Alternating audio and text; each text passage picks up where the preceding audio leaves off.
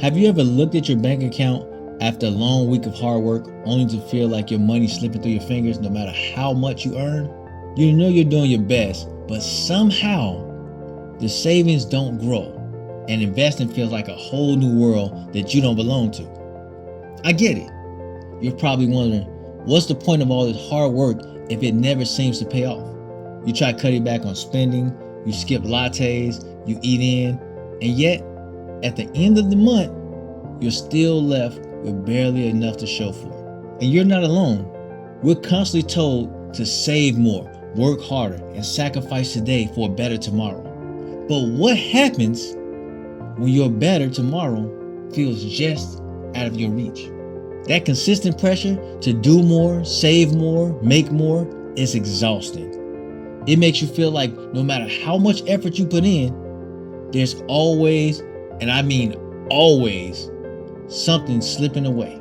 So you wonder if it's just you and everyone else already figured it out, and you're the one that's left behind. Maybe deep down, you believe that saving isn't enough.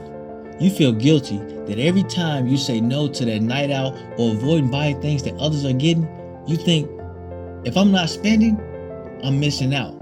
You know, FOMO, right? Or worse, you might believe that investing is something that's only for the wealthy, a secret world that you don't belong to. But I got news for you. But come close. Here's the truth that no one's going to tell you.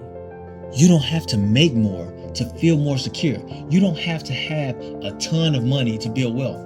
You just need a plan. The power isn't in how much money you make. It's in how you handle what you have. What if I told you that small, smart step, not big leaps, will help you to real financial freedom? Would you believe me? Let me tell you about someone I know named Tasha. She wasn't rich. In fact, she wasn't even close to it. But what she had was something more valuable than money, and that was a system. She was one of the most disciplined people I've ever met. She worked long hours, cooked most of her meals, and skipped unnecessary expenses. And yet, when it came to saving, her progress was painfully slow.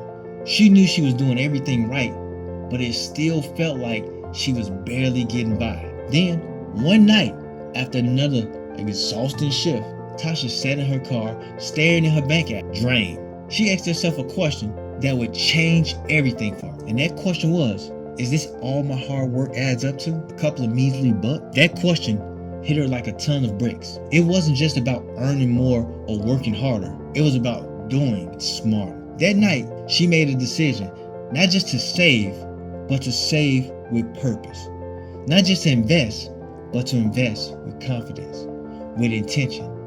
She needed a system. She needed it badly. You see, saving isn't about deprivation. It's about intentionality. It's about knowing exactly what you're saving for and where your money's going to. Tasha didn't just download a bunch of budgeting apps or watch endless finance videos. She started by clearing her mind and understanding what she had to do first. She asked herself questions that forced her to get real about her finances. These questions consist of things like, what am I actually saving for? How much do I need to live comfortably every month?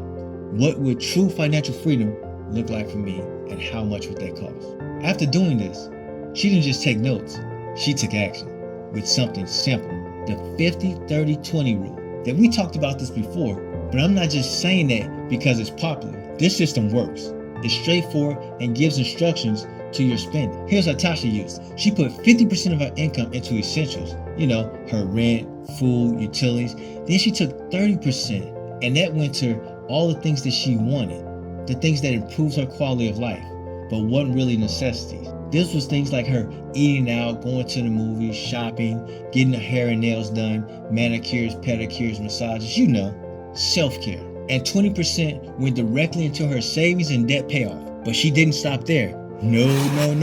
Tasha broke down her savings even farther into purposeful categories. This is how she did it. She created an emergency fund so that she could have peace of mind in case of any emergencies that pop up.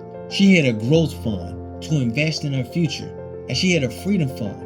This was for her dream vacation, a new home, or starting her own business. Now here's the kicker. Saving alone doesn't build wealth. Tasha realized quickly that inflation was silently eroding her finances. So she started investing, but she did it with intention. There's that word again. Small steps with big purpose. She opened up a Roth IRA with just $100 a month, and instead of chasing individual stocks, she focused on low-cost index funds like the S&P 500, which have gained an average of about 10% over the past 22 years. She automated her contributions so she didn't have to think about it. She stayed consistent, not perfect, just consistent and steady, and she didn't stop there. She got creative with her investments. Real estate through fractional apps, dividend stocks for passive income, even micro-investing in startups with as little as $10. But it wasn't just about the number. Tasha had to unlearn her old habits so she can learn some new habits. So she stopped thinking of money as something to spend and started seeing it as a tool to build her financial freedom. She created a vision board, pictures of her future home, cars, vacations, and even the business that she wanted. Every time she felt tempted to spend on something frivolous, she looked at the board.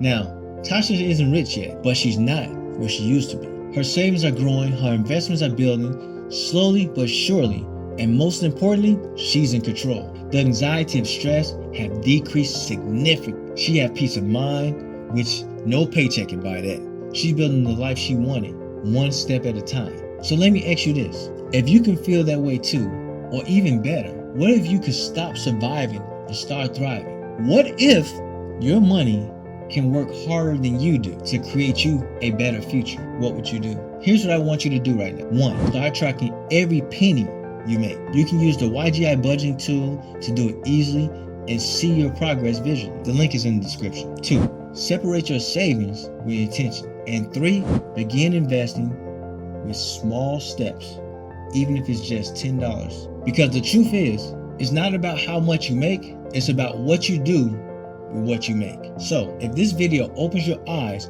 or hits home for you, I want you to go ahead and hit that like button and share with others. And if you would, we'd be grateful if you would drop a comment so that we know that one thing you were able to take away to control your money. And don't forget to subscribe and hit the notification bell, because in our next video, we're going to show you how to build your first investment portfolio step by step, even if you're starting from scratch. Again, don't take notes, take action.